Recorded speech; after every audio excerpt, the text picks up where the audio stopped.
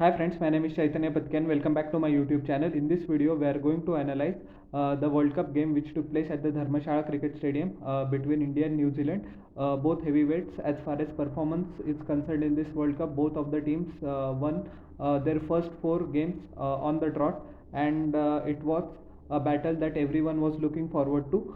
India won the toss and predictably chose to bowl first. New Zealand were bundled out for 273 in their allotted quota of 50 overs. They were all out on the last ball. Conway unfortunately couldn't conjure up his magic, which he displayed against Bangladesh and New Zealand. It is his second consecutive failure on the trot. Duck in 9 balls. Siraj took his wicket. Will Young also looked good for his 17, but the comeback man Mohammad Shami rattled his stumps the very first ball. Rachin Ravindra continues to impress one and all.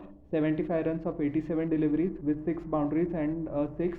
He actually played all round the wicket. Solid composed technique, and he waited for the right opportunity to attack the ball. Didn't rush into the strokes like Will Young, for example, did. But the cream of the crop of New Zealand innings was undoubtedly Daryl Mitchell, 130 of 127 deliveries with 9 boundaries and 5 massive sixes. He actually from the get-go he started positively. When Will Young he was just bowled, and the very next ball he took 3 runs of Mohammad Shami, which immediately I thought that he is in good nick and he will score magnificently. Although the New Zealand commentator Simon Dole actually criticized him, I don't know for what the reason. He was saying that actually his innings was a bit too slow. New Zealand could have got 25 to 30 runs more had Daryl Mitchell put his foot down on the throttle a bit more. But I don't agree with his assessment. We have to acclimatize to the conditions. Wickets were falling all around him, despite the fact that after Rachin Ravindra and Daryl Mitchell had a wonderful partnership. After Rachin Ravindra got out to Mohammad Shami, he actually had to play the role of a finisher and as an anchor simultaneously. So his strike rate was more than 100, and he tried to make it up later in the innings, but unfortunately got out. Once again, Mohammad Shami bowled brilliantly. It was a tactical plan, bowled wide outside the off stump, and Virat Kohli taking a fine catch at deep point. Tom Latham unfortunately couldn't carry on his great form in this innings. 5 of 7 deliveries. He was LBW to Kuldeep Yadav. After that, Mark Chapman, Glenn Phillips, and the lower order couldn't muster up much resistance. So New Zealand folded out for 273 with 15 extras in the innings. Jasprit Bumrah in 10 overs, 1 maiden, 45 run, 1 wicket. He bowled good, and he was perhaps the main reason, along with Mohammad Shami, that New Zealand were restricted below 275 actually, and not 300 or 310. Siraj also had identical figures. He actually was not in form against Pakistan in the first few overs. Although he managed to get Abdullah Shafiq, but his line and length in the first 3 overs were not up to his ideal standards. But in this game, he bowled perfectly well, a maiden to start off with, and that set off the tone for rest of the innings. The comeback man, we have to give him lots of credit. It is not easy to sit on the bench. It can be very frustrating knowing that despite having being the talent, you are missing out because of team combination and other factors that the team has not considered.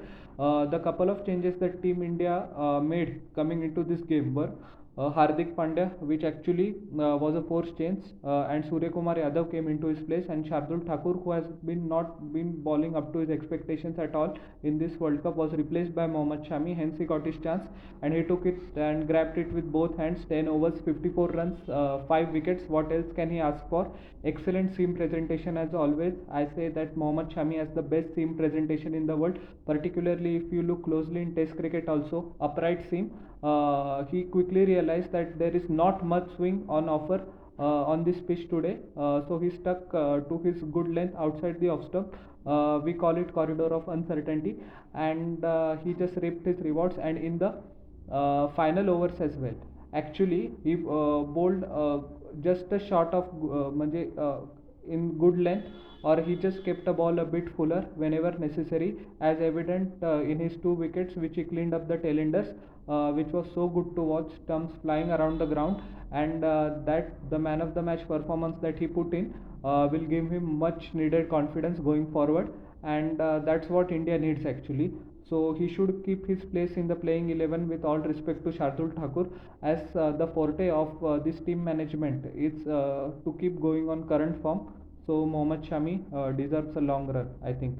And Kuldeep Yadav was a bit on expensive side. Daryl Mitchell and Rachin Ravindra, particularly in the middle overs, took a liking to him. And you know that Dharmashala altitude is very high, so the ball travels and travels very far actually. So 10 overs, 73 runs, 2 wickets.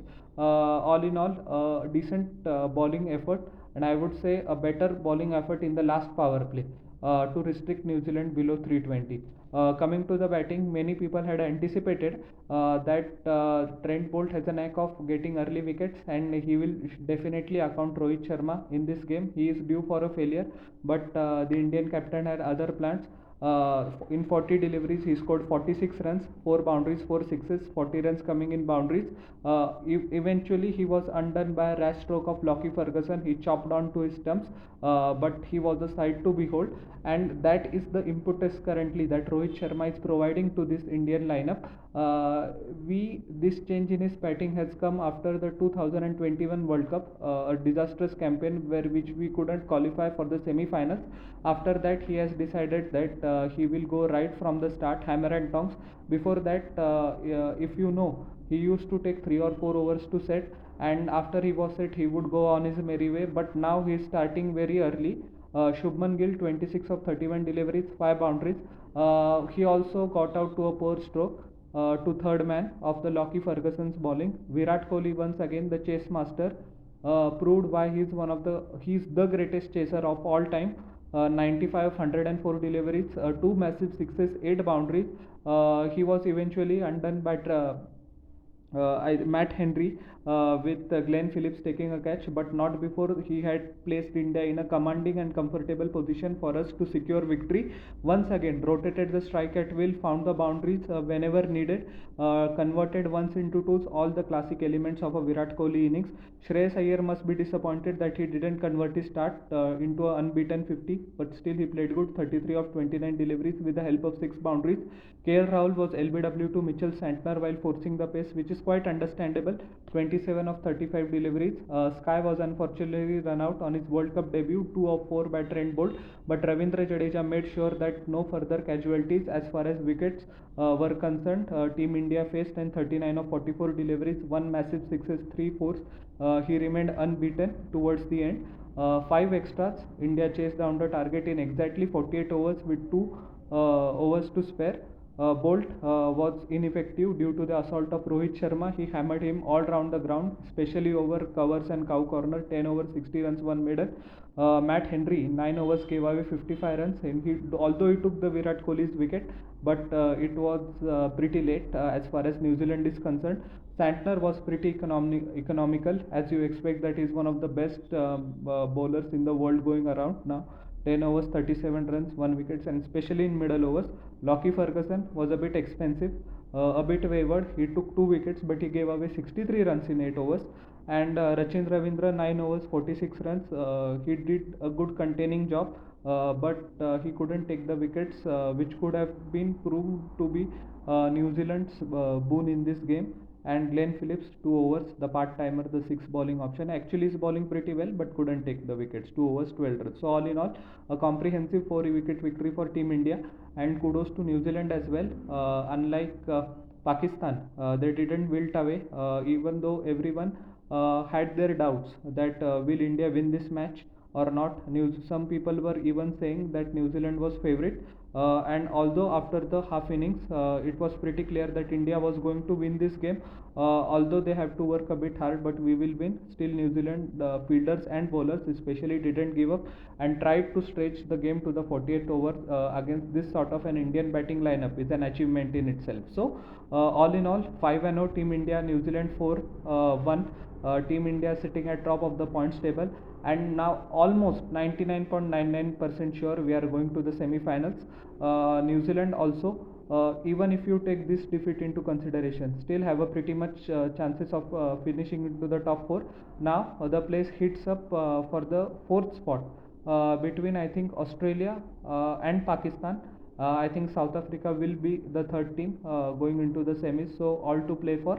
And yeah, congratulations once again to Team India, and hopefully we bring the cup this time. So how did you like my analysis of this game? Please tell me in the comment section below, and don't forget to like, share and subscribe to my YouTube channel and press the bell icon for further notifications. We'll meet in the next video. Till then everyone, bye, and I am once again humbly requesting to you all, please subscribe to my channel. Thank you.